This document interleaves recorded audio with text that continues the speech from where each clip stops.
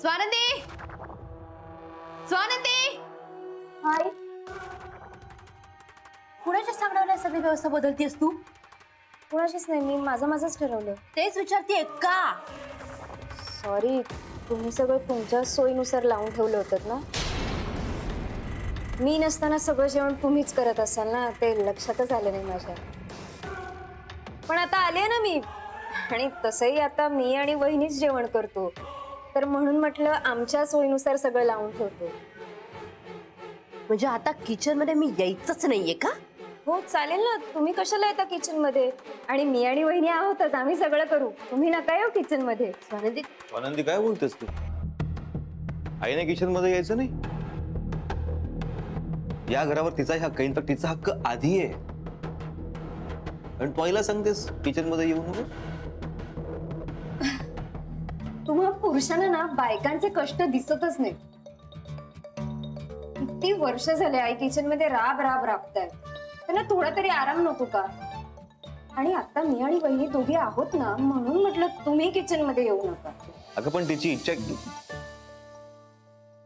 ओ okay Balu दादा, तुम्ही लागा कामाला. बर. तसं मला कळलंच नाही.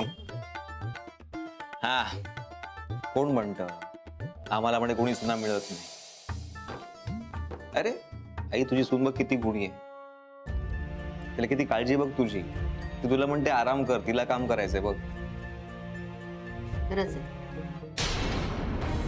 खूप गुणी सून मिळाली मला, नाही का? स्वानंदी, तुझं इथलं सगळं आवरलं ना, तू जरा बेडरूम मध्ये येशील, बोलायचंय तुझ्याशी. हो? आई बेडरूम मध्ये काय? नाही रे, गप्पा सासूसऱ्याच्या. ये.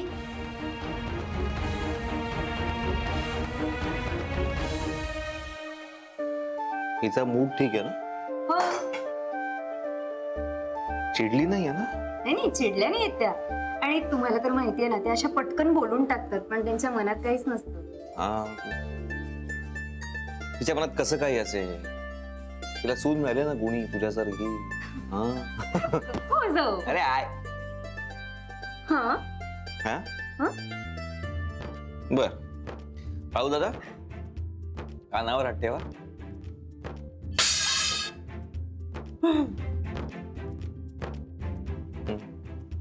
I love you too. अजून बोलू? बोलतो ना. नको. अरे का? हा माहितीये मला, तुला घाई लागली आहे मला पाठवण्याची. तुला आईशी बोलायचंय ना.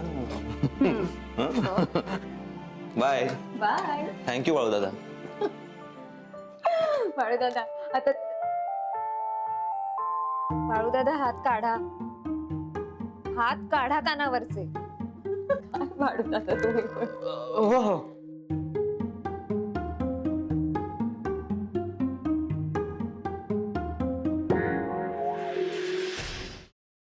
Paneer mushroom stick with barbecue sauce करण्यासाठी लागणारे साहित्य: किसलेलं गाजर, उकडलेला बटाटा, पनीर, तांदूळाचं पीठ, रवा, मटार, मशरूम, कोबी, मीठ, मिरची, कोथिंबीर आणि बार्बेक्यू सॉस. कृती: प्रथम एका बाउलमध्ये किसलेलं गाजर, उकडलेला बटाटा, कुस्करलेलं पनीर, मटार, मशरूम, हिरवी मिरची, कोथिंबीर, कोबी, मीठ आणि तांदूळाचं पीठ घालून सर्व एकजीव करून घ्यावं. तयार मिश्रणाच्या स्टिक बनवून रव्यामध्ये घोळवून गरम तेलात तळून घ्याव्यात आणि सर्व्ह कराव्यात.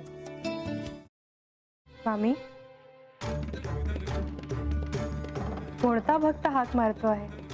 ध्यानात इतके मग्न आहात. बाणाईला भेट घ्यायची आहे देवी. वाटलंच मला, ती अस्वस्थ असणं स्वाभाविकच आहे.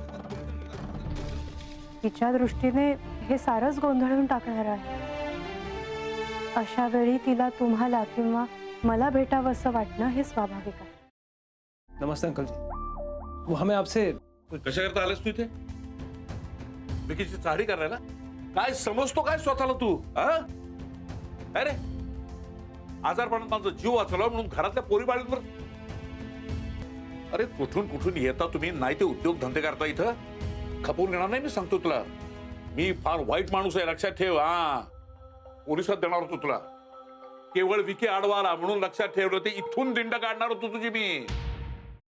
मामा, आता आपण काहीच करू शकत नाही.